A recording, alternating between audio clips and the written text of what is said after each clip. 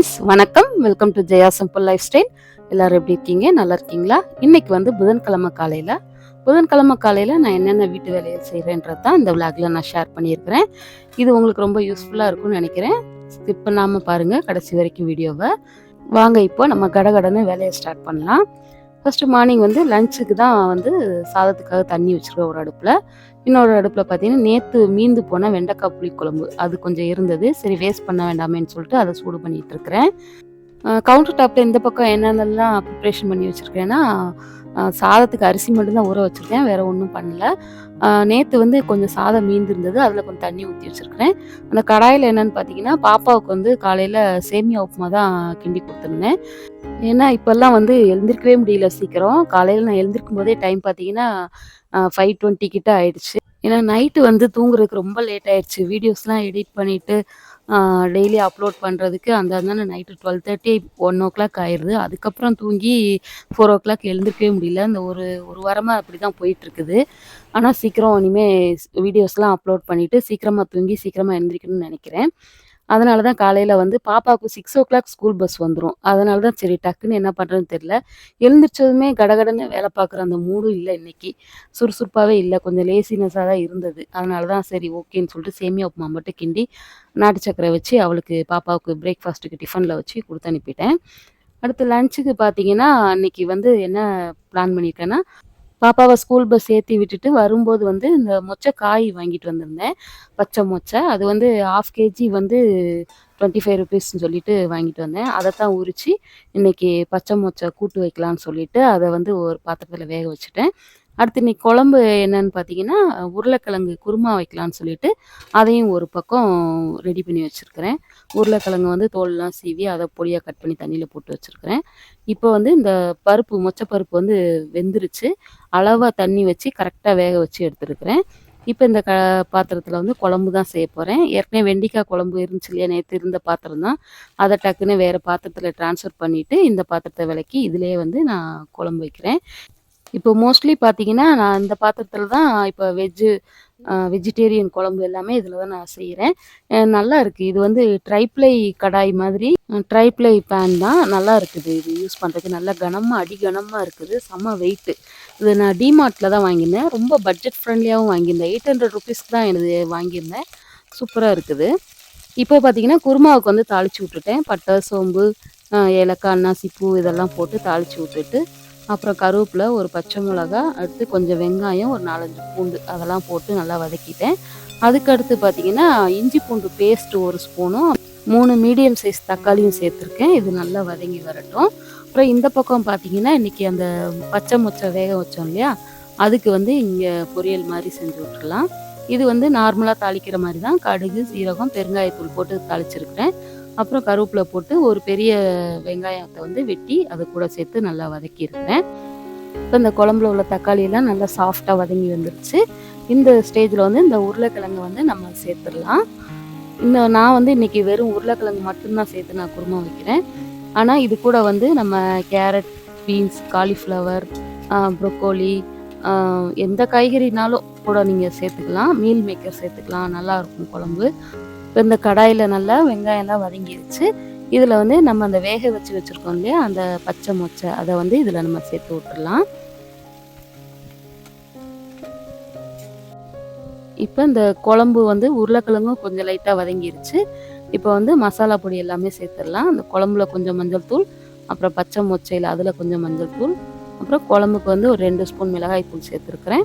அந்த பச்சை மொச்சைக்கு ஒரு 3/4 ஸ்பூன் அளவு மட்டும் மிளகா பொடி சேர்த்துட்டேன். அப்புறம் வெங்காயம் வதக்கும் போதே நான் உப்பும் அதில் சேர்த்து விட்டுட்டேன். சேர்த்து நல்லா வதக்கி விட்டுறலாம். இது நல்லா ஒரு 5 மினிட்ஸ் வதங்கினாலே போதுங்க. மொச்சை மசால் சூப்பராக ரெடி ஆயிரும். இது வந்து எங்கள் பாட்டிக்கு, எங்கள் அம்மாவுக்கு, என் ஹஸ்பண்ட்க்கு 3 பேருக்குமே ரொம்ப ரொம்ப பிடிக்கும். ஆனால் எங்கள் பாப்பா தொட்டு கூட பார்க்க மாட்டா, அவளுக்கு பிடிக்கவே பிடிக்காது. இப்போ இந்த குழம்புல வந்து மல்லிப்பொடி 2 ஸ்பூன் போட்டிருக்கேன். இதையும் பச்சை வாசனை போகிற அளவுக்கு நல்லா வதக்கி விட்டுறலாம். அப்புறம் இந்த உருளைக்கிழங்கு வேகிற அளவுக்கு தண்ணி ஊற்றிருக்கிறேன். இது நல்லா கொதித்து இந்த உருளைக்கிழங்கு நல்லா வெந்து வரட்டும். அதுக்கு இடையில வந்து நம்ம தேங்காய் பேஸ்ட் வந்து அரைச்சிட்டு வந்துடலாம். இப்போ சாதமும் வெந்துருச்சு. அதை ஒரு பக்கம் வடித்து விட்டுறலாம். இப்போ பாருங்க, நான் அந்த பொரியலுக்கு வந்து தேங்காய் இன்னைக்கு திருவல. அதனால சரி குழம்புக்கு அரைக்கிறோம்லன்னு சொல்லிட்டு தேங்காவும், ஜீரகம் மட்டும் சேர்த்து நான் அரைச்சிருக்கேன். எப்பயுமே வந்து நம்ம வெறும் எந்த பொரியலா இருந்தாலும் சரி, வெறும் தேங்காய் சேர்க்காம, தேங்காய் கூட கொஞ்சம் ஜீரகம் சேர்த்து மிக்ஸியில போட்டு அரைச்சு நீங்க சேர்த்து பாருங்களேன். எந்த பொரியலா இருந்தாலும் டேஸ்ட்டு செம்ம சூப்பரா இருக்கும். நல்லா இருக்கும். வாசமா நல்லா இருக்கும். நீங்களும் ட்ரை பண்ணி பாருங்க. இது வந்து நான் பிகினர்ஸ்க்கு தான் நான் சொல்றேன். தெரிஞ்சவங்களுக்கு ஓகே. தெரியாதவங்களுக்கு இது யூஸ்ஃபுல்லா இருக்கும்னு நெனைக்கிறேன். அப்புறம் அதே தேங்காய்ல வந்து பார்த்தீங்கன்னா, 1 ஸ்பூன் சோம்பு, ஒரு 1/2 ஸ்பூன் கசகசா, அப்புறம் 1/2 ஸ்பூன் மிளகு, கொஞ்சமா வெங்காயம் இதெல்லாம் சேர்த்து நல்லா நைஸா அரைச்சு எடுத்துக்கலாம். ஏற்கனவே சீரகம் நான் சேர்த்துருக்கிறேன். இது கூட உங்களுக்கு இன்னும் நல்லா ரிச்சா வேணும்னா, நீங்க முந்திரி பருப்பு கூட கொஞ்சம் சேர்த்து நீங்க அரைச்சுக்கலாம். நான் இன்னைக்கு அதெல்லாம் சேர்க்கல. ஓவர் கலோரி வேணான்னு சொல்லிட்டு விட்டுட்டேன். முந்திரி பருப்புக்கு பதிலா நம்ம பொட்டுக்கடலை, அதாவது பொரிகடலை கூட நம்ம சேர்த்து அரைச்சிக்கலாம். குழம்பு நல்லா க்ரீமியா, நல்லா ரிச்சா இருக்கும். இப்போ தேங்காய் வந்து குழம்புல ஊற்றிடலாம். அப்புறம் மிக்ஸி ஜாரையும் கழுவி அது தண்ணியும் கூட சேர்த்து நல்லா மிக்ஸ் பண்ணி விட்டுறலாம். இந்த குருமா பார்த்தீங்கன்னா, இட்லி, தோசை, ரைஸு, பரோட்டா, பூரி, சப்பாத்தி இந்த மாதிரி எல்லாமே ஆப்பம் எல்லா டிஷ்ஷுக்குமே சூப்பரான ஒரு காம்பினேஷன். இடியாப்பத்துக்கு நல்லாயிருக்கும். நல்ல ஒரு நான்வெஜ் குழம்பு மாதிரி இருக்கும். டேஸ்ட்டு சூப்பராக இருக்கும். அடுத்து மார்னிங் பிரேக்ஃபாஸ்ட்டுக்காக வந்து இந்த குக்கரில் கொஞ்சம் தண்ணி ஊற்றி வச்சுருக்கிறேன். இன்றைக்கி வந்து ஹெல்த்தியான சூப்பரான ஒரு பிரேக்ஃபாஸ்ட் தான் செய்ய போகிறேன்.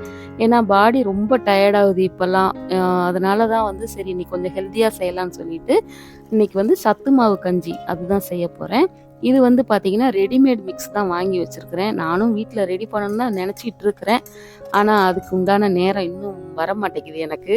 சரி ஓகேன்னு சொல்லிட்டு அதை வந்து நல்லா தண்ணியாக கரைச்சி வச்சுருக்கிறேன். இதில் வந்து பார்த்திங்கன்னா சிறுதானியங்கள், நட்ஸு இந்த மாதிரி ஏகப்பட்ட சத்தான ஐட்டங்கள், கவுனி அரிசி இந்த மாதிரி எல்லாமே இருக்குது. நல்லா சூப்பராக இருக்கும் இந்த கஞ்சி.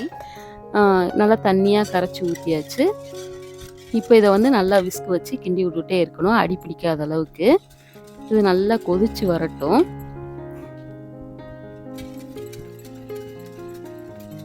இப்போ நல்லா கிண்டி விட்டுட்டே இருக்கும்போது பார்த்தீங்கன்னா நல்ல மாவு பாருங்கள் இந்த அளவுக்கு நல்லா வெந்து கொஞ்சம் நல்லா திக்காகி வரும் கஞ்சி.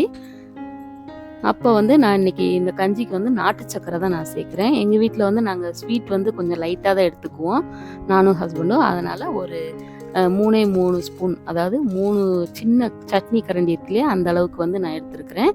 இதில் வந்து சுக்கு இருக்கு இல்லையா, சுக்கு அதை ஒரு பக்கம் நுணுக்கி வச்சுருக்கிறேன், அதையும் கூட சேர்த்துக்கலாம். சுக்கு சேர்க்கும்போது நமக்கு வந்து நல்ல செரிமான தன்மையை கொடுக்கும். அது மாதிரி உடம்பு வலி இதெல்லாம் வந்து நல்லா கேட்கும்னு சொல்லுவாங்க. அப்புறம் கொஞ்சமாக டேஸ்ட்டுக்கு வந்து ஏலக்காய் பொடி சேர்த்துருக்குறேன். நல்லா இது வந்து நாட்டு சக்கரை வந்து சுத்தமான நாட்டு சக்கரை, அதனால் நான் டைரெக்டாக சேர்த்துக்கிட்டேன். நீங்கள் வெல்லம், கருப்பட்டி எதுனாலும் சேர்த்துக்கலாம். அதை வந்து தனியாக வந்து நம்ம காய்ச்சி வடிகட்டி நம்ம அதில் சேர்த்துக்கலாம்.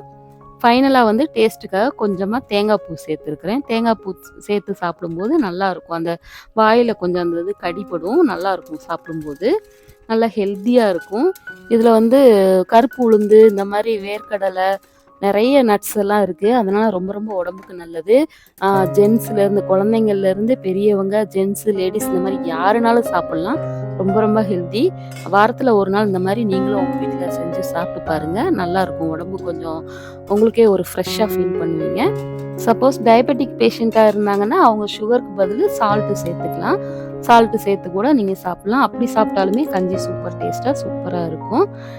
இந்த சத்து மாவு கஞ்சி பார்த்தீங்கன்னா 10 நிமிஷத்தில் ஈஸியாக செஞ்சிடலாம். ரொம்ப ரொம்ப ஹெல்த்தி. இதே மாதிரி நீங்களும் செஞ்சு சாப்பிட்டு பாருங்கள். அவ்வளோதான். இந்த வீடியோ உங்களுக்கு யூஸ்ஃபுல்லாக இருக்கும்னு நினைக்கிறேன். இந்த வீடியோ பிடிச்சிருந்தா லைக் பண்ணுங்கள், உங்கள் ஃப்ரெண்ட்ஸ் அண்ட் ஃபேமிலிக்கு ஷேர் பண்ணுங்கள், மறக்காமல் சப்ஸ்கிரைப் பண்ணுங்கள். தேங்க்யூ ஃபார் வாட்சிங். Until then it's bye from Jaya.